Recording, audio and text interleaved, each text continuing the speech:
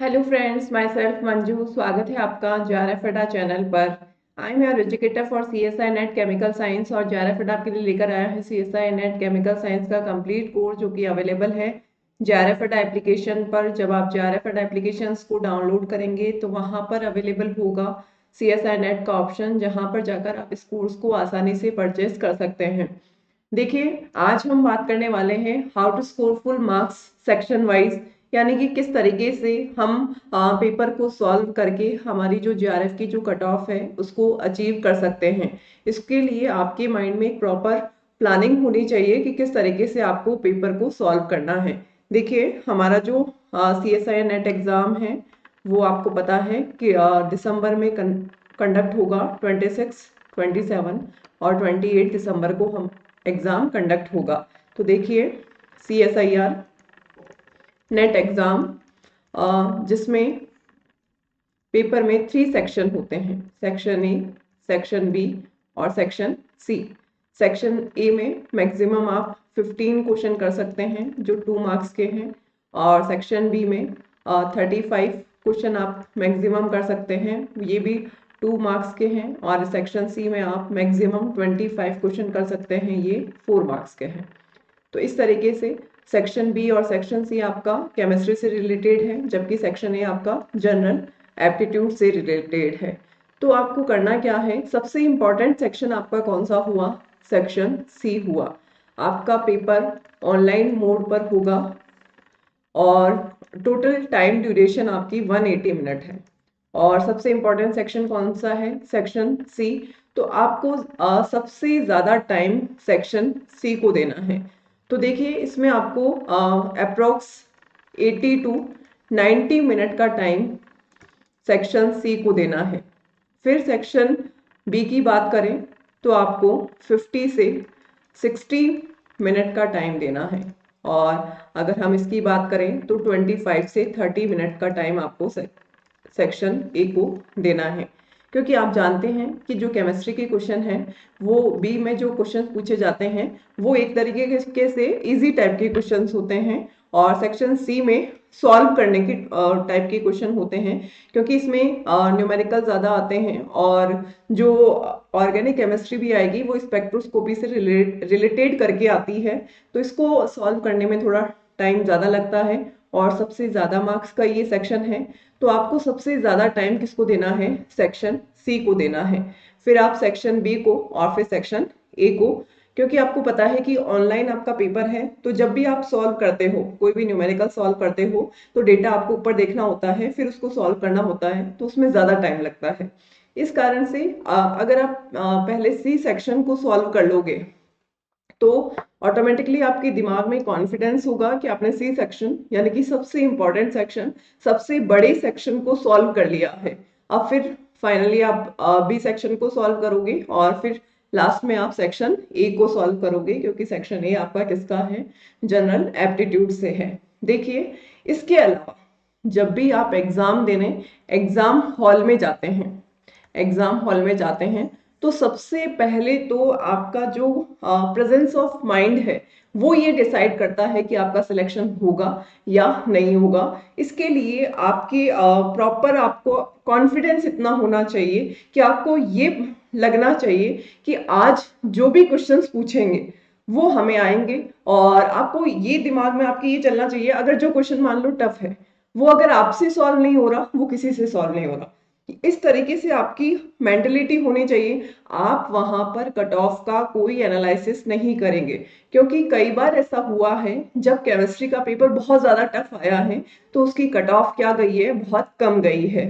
तो आप पेपर को देखकर कोई एनालिसिस नहीं करोगे कि हाँ हमारा सिलेक्शन नहीं होने वाला, आज तो पेपर टफ आया है। इस तरीके की आप थिंकिंग दूर दूर तक नहीं रखोगे।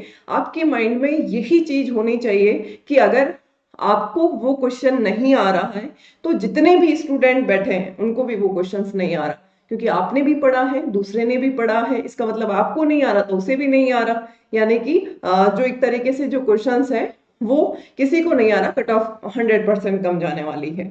और अगर आपको क्वेश्चंस आ रहे हैं तब तो आपका कॉन्फिडेंस अपने आप डेवलप रहेगा। यानी कि आपको अपना कॉन्फिडेंस नहीं छोड़ना है, आपको पूरा कॉन्फिडेंस रखना है कि आपका सिलेक्शन होगा ही होगा। सबसे पहले आप सेक्शन सी को सॉल्व करोगे, फिर सेक्शन बी को सॉल्व करोगे और फिर सेक्शन ए को सॉल्व करोगे।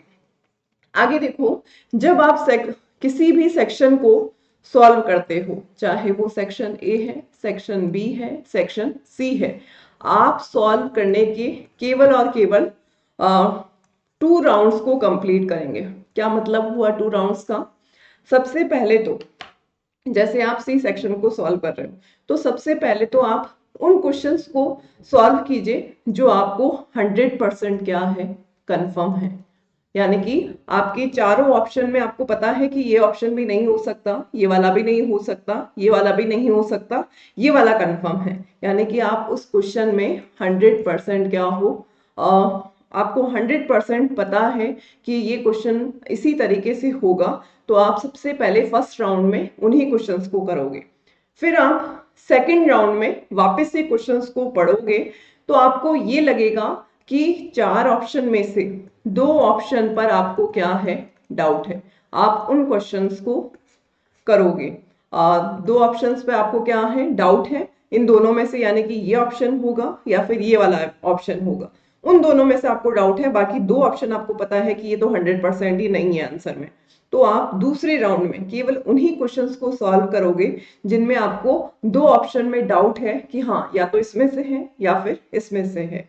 आप उन क्वेश्चंस को बिल्कुल टच नहीं करोगे जिसमें आपको 3 ऑप्शन में डाउट है, या फिर चारों ही ऑप्शन में डाउट है कि इन चारों ऑप्शन में क्या होगा। इन क्वेश्चंस को आपको टच ही नहीं करना है, क्योंकि ये क्वेश्चन 100% गलत होते हैं। क्योंकि नेट एग्जाम में कभी भी तुक्का काम नहीं आएगा, आपके कॉन्सेप्ट काम आएंगे। लेकिन आपने थोड़ा पढ़ रखा है, तब भी आप 2 ऑप्शन तो काट सकोगे, कि आपको 2 ऑप्शन तो आसानी से पता लग जाएगा कि ये 2 ऑप्शन तो नहीं है। बाकी के 2 ऑप्शन में डाउट हो रहा है, उन क्वेश्चंस को आपको सेकंड राउंड में करना है।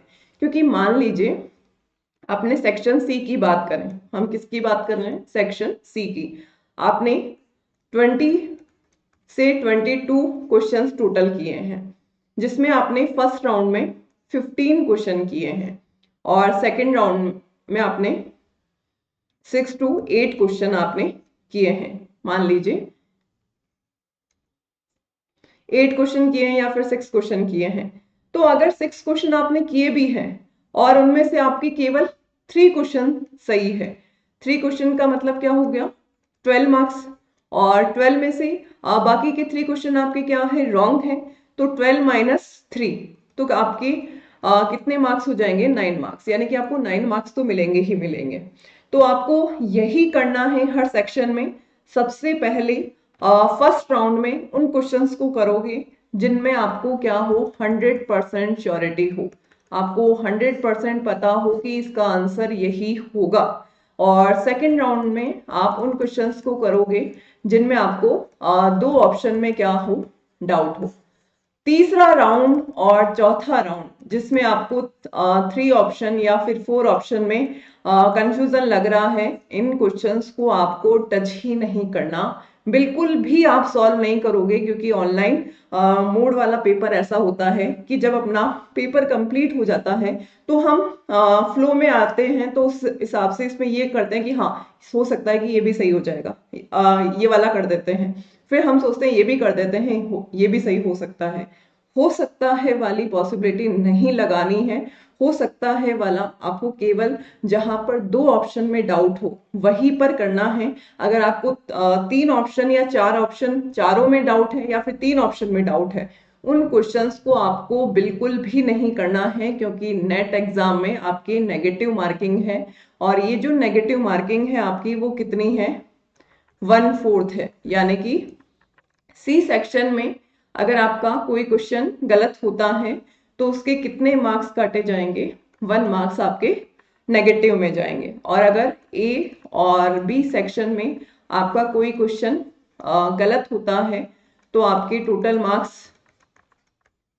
0.5, ये मार्क्स आपके किस में जाएंगे, नेगेटिव में जाएंगे। तो ये आपको ध्यान में रखना है, सेक्शन ए और सेक्शन बी में नेगेटिव होने पर 0.5 मार्क्स आपके नेगेटिव होंगे, और सेक्शन सी में आपके 1 मार्क्स नेगेटिव होंगे। तो आपको पता होना चाहिए कि जेआरएफ में जो है, जेआरएफ या फिर नेट की जो कट ऑफ है उसमें स्टूडेंट एक एक दो दो मार्क्स से रहते हैं। तो आपको ये रिस्क बिल्कुल भी नहीं लेनी है कि जिसमें आपको 3 ऑप्शन या फिर 4 चारों ऑप्शन में आपको डाउट है, उन क्वेश्चंस को आपको टच ही नहीं करना। बिल्कुल भी आप ये रिस्क मत लेना। और अगर आप इस तरीके से पेपर को सॉल्व कर जाते हो तो आपकी 100% जेआरएफ की जो कट ऑफ है वो आप आसानी से अचीव कर पाएंगे। लेकिन आपके पास एक प्रॉपर कॉन्फिडेंस होना चाहिए एग्जाम हॉल में। आप बिल्कुल भी डिप्रेस्ड ना होएं। अगर आपको क्वेश्चन नहीं भी आ रहे हैं तो इसका मतलब इस एग्जाम की जो कट ऑफ है वो बहुत कम जाने वाली है। क्योंकि अगर आपको नहीं आ रहा इसका मतलब दूसरे स्टूडेंट्स को भी नहीं आ रहा होगा, उसे भी कोई ना कोई प्रॉब्लम आ ही रही होगी। लेकिन आपको पता है कि 60 क्वेश्चन में से आपको 25 क्वेश्चन करने हैं सी सेक्शन में। तो 60 क्वेश्चन में आपको आसानी से मिल जाएंगे इतने क्वेश्चन कि आपकी जो जेआरएफ है वो आसानी से आपकी अचीव हो जाए। अब आपको देखिए जनरली होता क्या है, ए सेक्शन, बी सेक्शन और सी सेक्शन, इसमें अगर आप 20 से 22 क्वेश्चंस भी कर जाते हो तब भी एवरेज सही है। और सेक्शन बी में आप 27 से 30 क्वेश्चन कर जाते हो तब भी ठीक है। और 8 से 10 क्वेश्चन इसमें करते हो तब भी ठीक है। मतलब ये कोई फिक्स नहीं है कि आपको इतने ही क्वेश्चन करने हैं, लेकिन जनरली इतने क्वेश्चंस आपको उन 60 क्वेश्चंस में से मिल जाएंगे। और इतने क्वेश्चन आपको उन 40 क्वेश्चन में से मिल जाएंगे और इतने क्वेश्चन आपको 20 क्वेश्चन में से आसानी से मिल जाएंगे। ये जनरल आइडिया है कि आपको इतने क्वेश्चंस तो आसानी से मिल जाएंगे जिसमें आप बिल्कुल कॉन्सेप्चुअली सोचकर उन क्वेश्चंस को सॉल्व कर सकते हैं। लेकिन मेन बात यह है कि आपका कॉन्फिडेंस बिल्कुल डगमगाना नहीं चाहिए। यानी कि एग्जाम हॉल में आप फुल कॉन्फिडेंस के साथ जाओ। अगर आपको क्वेश्चन नहीं आ रहा है इसका मतलब वो क्वेश्चन किसी को नहीं आ रहा है, यह आपको दिमाग में रखना है। और केवल फर्स्ट राउंड और सेकेंड राउंड, इन 2 ही राउंड में आपको क्वेश्चन करने हैं। आपको थर्ड राउंड, फोर्थ राउंड जिसमें आपको 3 ऑप्शन में डाउट है और 4 ऑप्शन, चारों ऑप्शन में डाउट है, उन क्वेश्चंस को आपको टच भी नहीं करना।